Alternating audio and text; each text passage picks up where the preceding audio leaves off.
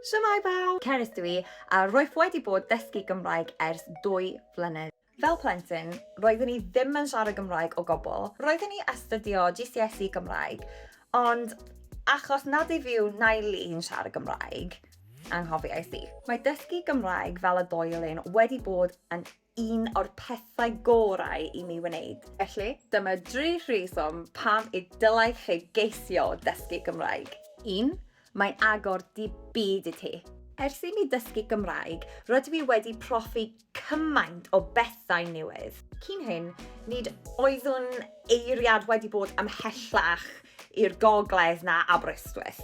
Nawr, rwyf wedi teithio leded Gogledd Cymru ac mynd i digwyddiadau anhygoel mewn Gymraeg fel Tafwyl a'r Eisteddfod. Rwyf wedi cael profiad o Gymru mewn ffordd hollol newydd. 2. Mae o'n hwyl. Mae mor hwyl siarad Gymraeg gyda pobl. Dwi ddim yn gwybod popeth a dwi ddim yn deall popeth, ond dim ond, mae'n iawn. Pobl yn helpu fi ac mae'n mor hwyl just sgwrs yn Gymraeg gyda pobl. 3. Mae cysylltu chi ac diwylliant mewn ffordd wych.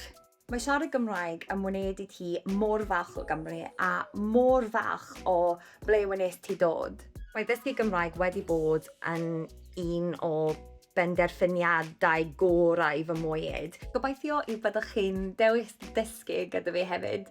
Hwyl fawr pawb, welai chi!